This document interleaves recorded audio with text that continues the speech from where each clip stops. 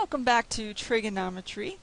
We're going to be getting into an area I particularly enjoy. We're going to be looking at complex numbers, but we're going to be looking at the trigonometric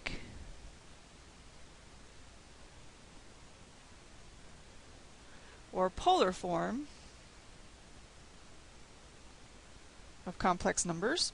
And then we're going to get into looking at products and quotients in this lesson. Future lessons, we're going to continue working with complex numbers, and we're going to look at roots and powers and such. And that'll get exciting too. But for now, we're going to just introduce. Now, if you're kind of rusty on complex number information, you do need to have a handle on what you learn in college algebra, which whatever homework you're working on, it's already got assignment built in to review those college algebra complex number concepts. Or if nothing else, you can pull up videos online about complex numbers, and I'm sure you can learn about what they are and how to work with them as far as operations go and stuff like that. So you do need to know that already before pursuing this lesson. Okay, so assuming you know about complex numbers, you know that complex numbers take on the form a plus bi, and actually all those numbers you were working with when you were growing up, like all those real numbers, were complex numbers. It's just they had a real part, and in those cases the imaginary part was 0, so you didn't see the I. And you probably didn't learn about I until you started taking algebra classes, unless somebody came along and introduced it to you a little early. But you've got these complex numbers, and you really can't order them. You really can't try to put them into a numerical order like you can with just regular real numbers, but we can graph them. And what we do when we go to graph them is we use an XY plane in a similar way. We have what's usually the x-axis, we go ahead and note as the real axis. And this is the axis where you plot the a part, the real part of the complex number. And then what's normally the y-axis, we use as the imaginary axis.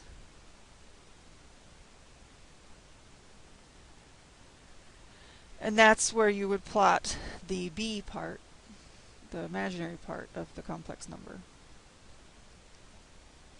Okay, so for example, let's say you have something like 2 plus 3i.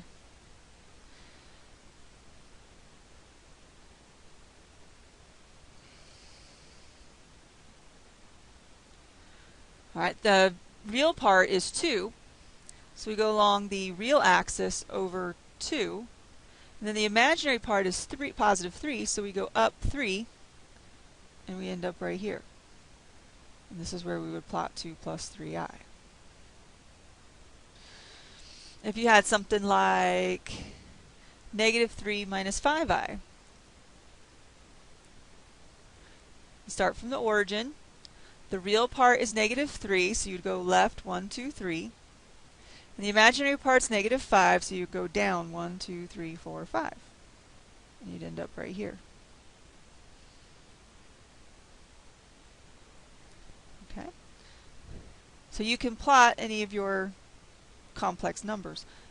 Even if it's a familiar one, like let's say you have negative 4. Well, negative 4 is the same thing as negative 4 plus 0i. So you can start from the origin, and you can go left 1, 2, 3, 4 on the real axis, and then stop there. Since the imaginary part's 0, you don't have to go down or up. Or if you have a pure imaginary number, like if you have a pure imaginary number like negative 6i, in that case you start from the origin and go down 1, 2, 3, 4, 5, 6, because you're going along the imaginary axis.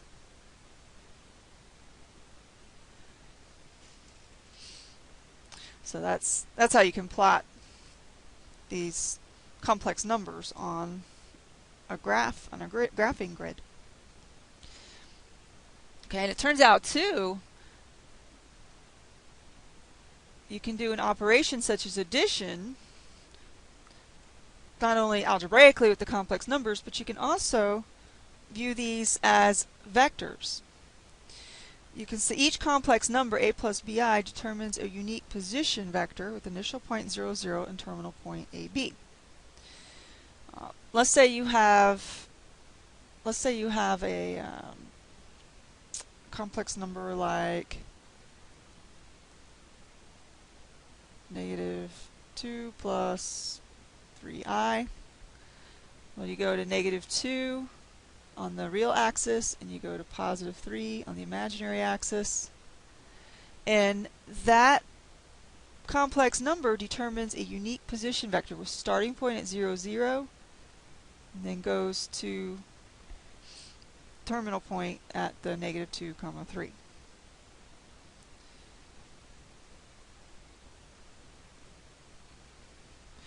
And you can use these vectors with complex numbers not only to determine the vector, but also to do some operations like addition.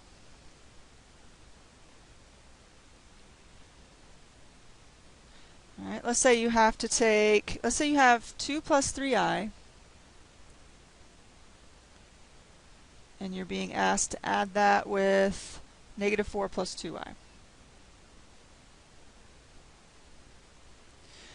Algebraically, you would add the real parts, the 2 and the -4, and that would give you a new real part of -2. Then you'd add the imaginary parts of 3 and +2, and that would give you a new imaginary part of 5. So you have -2 plus 5i.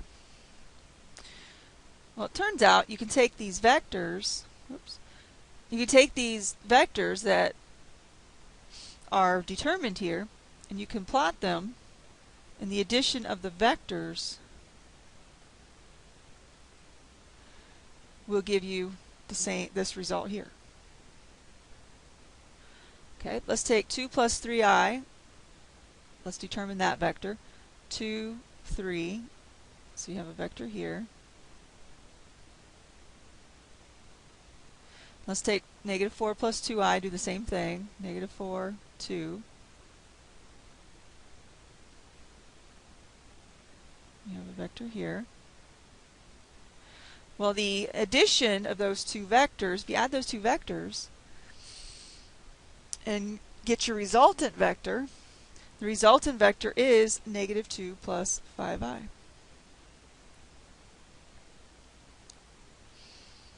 It is right there. So that's kind of a cool thing about these complex numbers, is you can also relate them with vectors.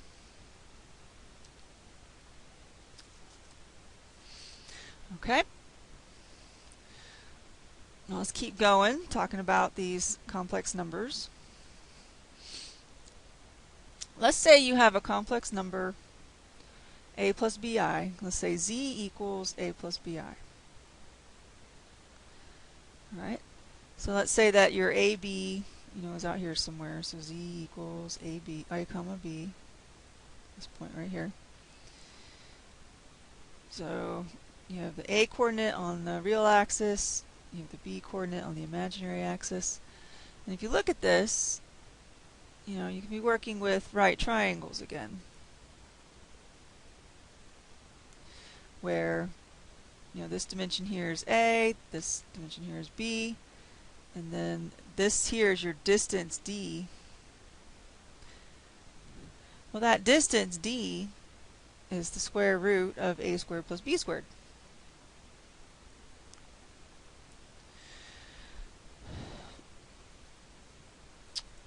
At the same time, it turns out that the absolute value of z, or the absolute value of the a plus bi, is square root of a squared plus b squared. Because the absolute value of z is the distance of the complex number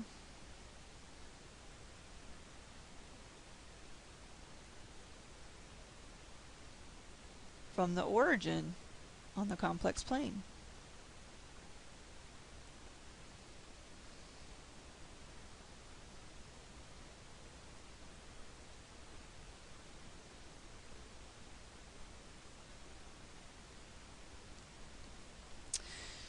So this is going to come in handy very soon because we're going to start looking at trigonometric relationships when we're dealing with these complex numbers.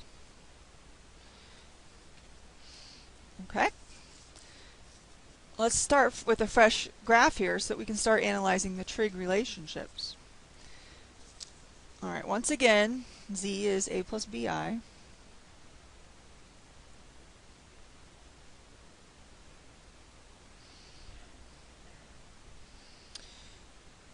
Alright, so we got z equals a plus bi out here.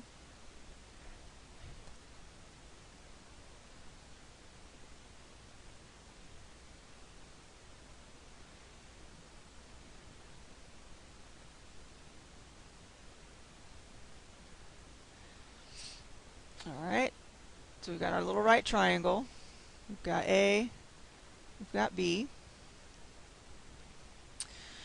And this length here, let's call it R. There's an angle, theta, right there. So theta is in standard position.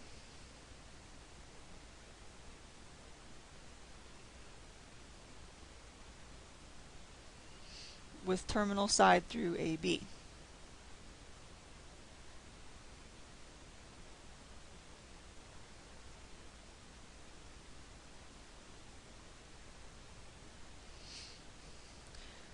We've got R equals square root of a squared plus b squared. And we've got a and b here.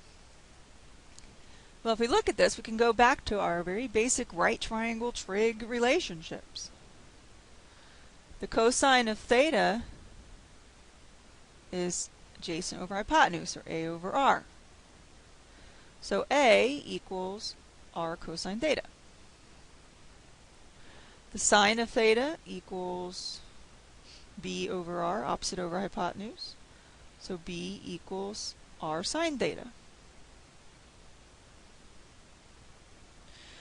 Well, if the complex number is a plus bi, we can also write that as r cosine theta plus r sine theta I.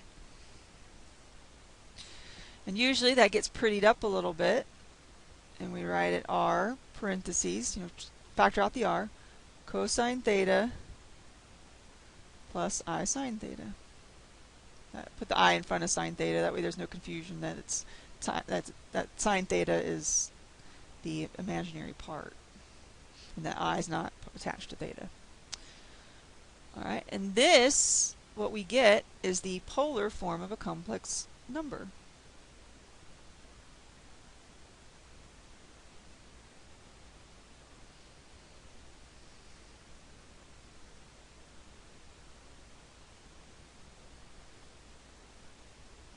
The r is the modulus. The theta is the argument.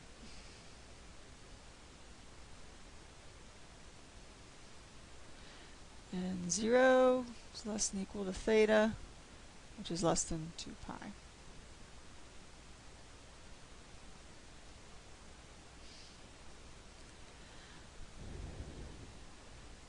This is very powerful. Oh, by the way, before I continue on, also note that you can say that tangent of theta equals b over a, and that's helpful too. You'll see in a minute. But if you know your theta and your r, you can write the polar form of the complex number like this. And if you know your theta and r, you can also work it out and get it back to the rectangular form, the a plus bi.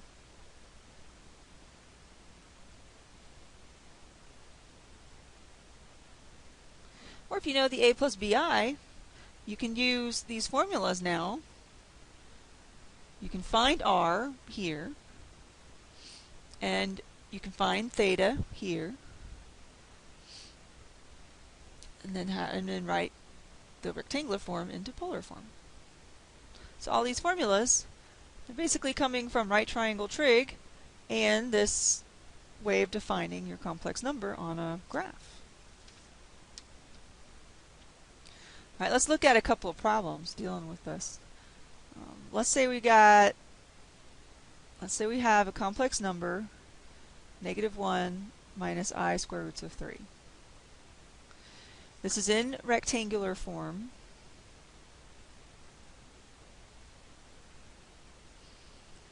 And we want to put it into polar.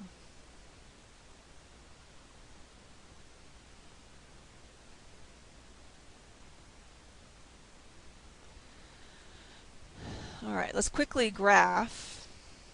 Just sketch a little graph of this. -1 minus I square roots of 3. You got -1 here. And square root of 3 is roughly there, so you end up right here. So you end up in quadrant 3.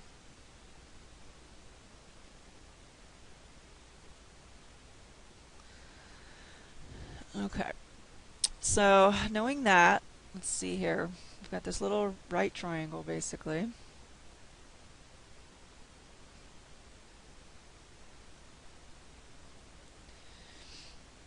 R is going to be the square root of the -1 squared plus the negative square root of 3 squared. So R equals square root of 1 plus 3, or square root of 4, which is 2. And that 2 is what's right here. Okay, that's R. R is 2. And then for theta, the tangent of theta is negative square root of 3 over -1, or square root of 3. So to find theta, we got to do inverse tangent of square root of 3. But remember that we're in quadrant 3, and this is one you can actually use your unit circle for.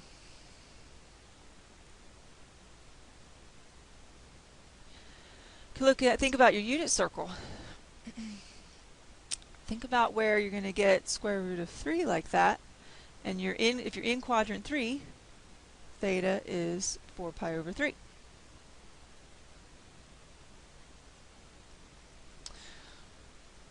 So if you want to write this in polar form, you can say that z equals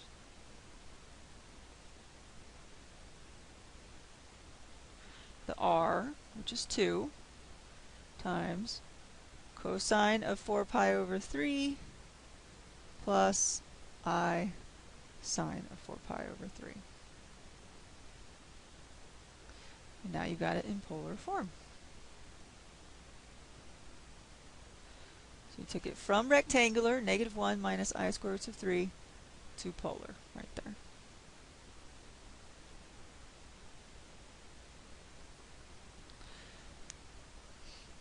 Alright. What if we have z equals 4 times cosine of 30 degrees plus I sine of 30 degrees? Alright, this is in polar. We want to put into rectangular.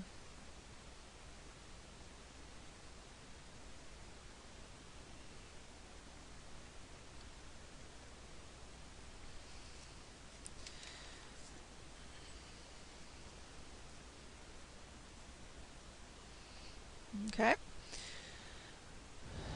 Let's see. Our r is 4. Cosine of 30 degrees, we can find that pretty quickly using our unit circle. We get square root of 3 over 2 for cosine of 30. And then sine of 30, also using the unit circle, is 1/2. So z equals 4 times square root of 3 over 2 plus I times 1/2. So z equals 4 over 2, that's going to reduce to 2, so 2 square roots of 3 plus, reduce to 2 again, 2i. So now you've got it in rectangular form. So going from polar to rectangular is just a matter of figuring out what the cosine and the sine are and distributing your r. And see what you get. Sometimes you can use the unit circle, other times you might have to use your calculator and get decimals. But converting from rectangular into polar, that's the one that's a little more involved. You're going to have to use your formula for r, square root of a squared plus b squared to get your r. Think about what quadrant you're in when you're doing the inverse tangent to get your theta. Because you have to make sure that you're looking at the correct quadrant to get the correct theta. And that's what you put in, you put the r parentheses cosine theta plus I sine theta. Just like that. Now just a little note. This here, you might see it abbreviated differently. You might see it written like this.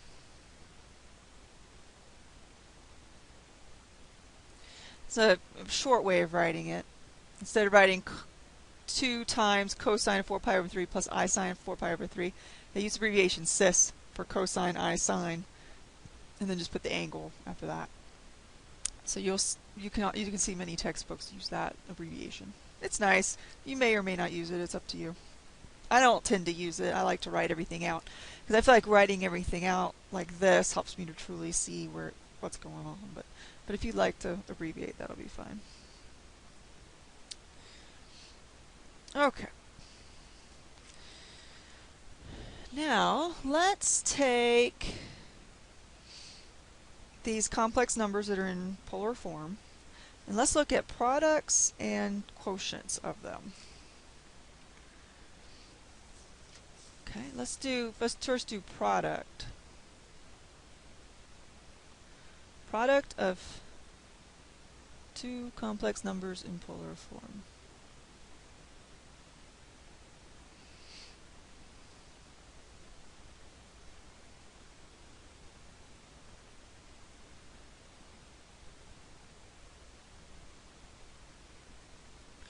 Okay, let's say that you've got a complex number in polar form here. We'll use z sub 1, r sub 1, theta sub 1, just to tell the first complex number. And then we'll use z sub 2, r sub 2, and theta sub 2 for the second complex number.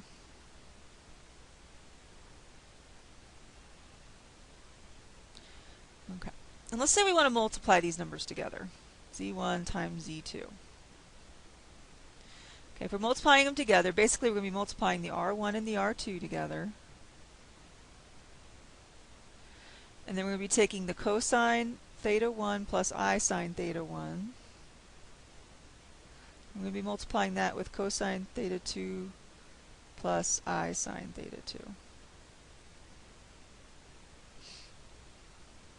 Okay, so we have the r1, r2.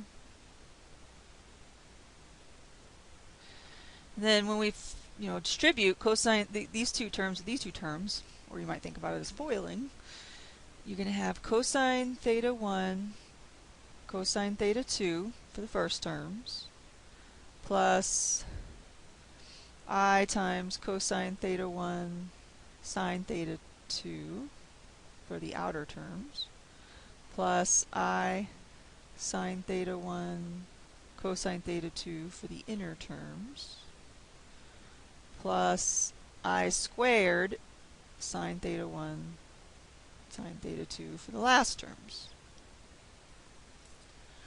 Well, honestly, I squared, we can just mark that out and put minus 1 right there. Because, I squared is negative 1. Alright, so we have essentially cosine theta 1, cosine theta 2, minus sine theta 1, sine theta 2. I'm rearranging the terms. I'm putting the real parts together. And now for the imaginary ones, this one has an I in front of it and that one has an I in front of it. So we can always factor out the I out of those. Cosine theta 1, sine theta 2, plus sine theta 1, cosine theta 2.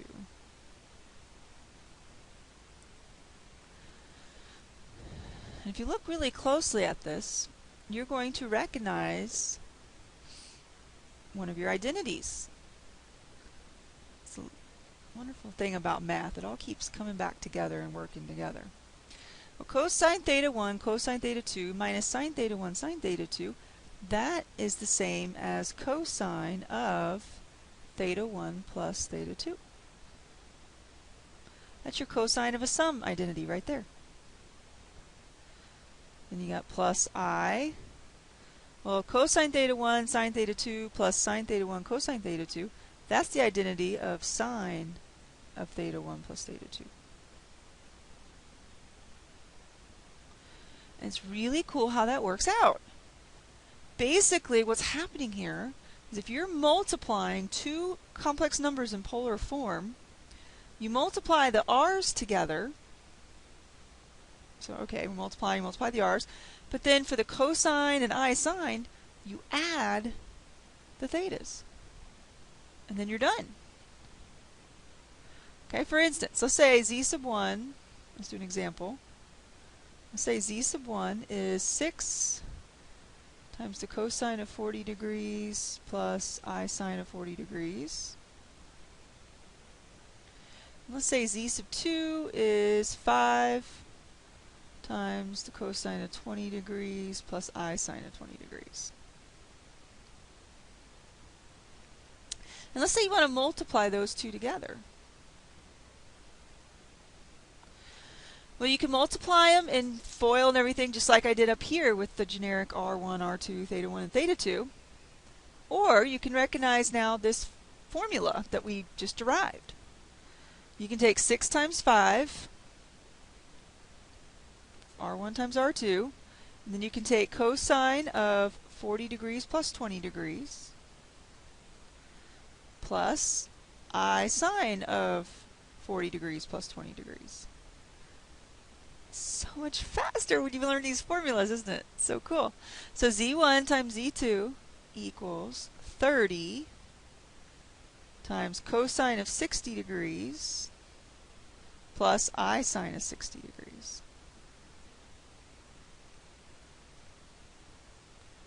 And we stop there. Because we wanted it in polar form. So we don't find what cosine of 60 and sine of 60 are. We just stop there if we want to leave it in polar form.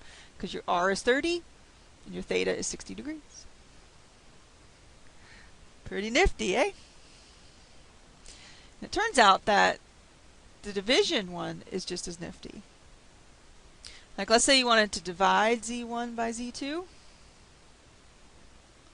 So essentially you have r sub 1 times cosine theta 1 plus I sine theta 1. And you want to divide that by r sub 2 times cosine theta 2 plus I sine theta 2, right? Whenever you have a fraction and you have an imaginary number in the denominator, you can take the conjugate, complex conjugate, and multiply the numerator and denominator by the complex conjugate of that denominator. And that way you don't have I on the bottom anymore. Well, in doing so, we're going to get a nice formula for division of two complex numbers. So we're going to take cosine theta 2 minus I sine theta 2. That's the complex conjugate of this denominator here. And we're going to multiply top and bottom by it.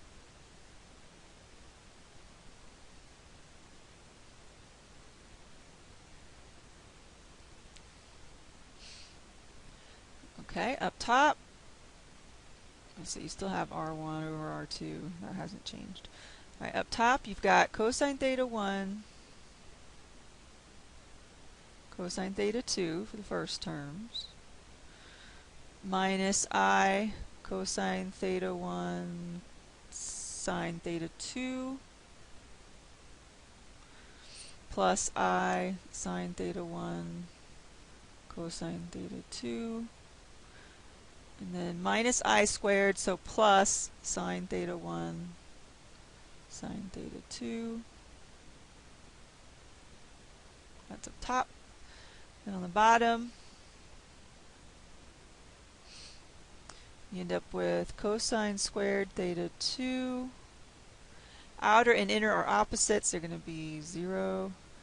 And then minus I squared, so plus sine squared theta 2.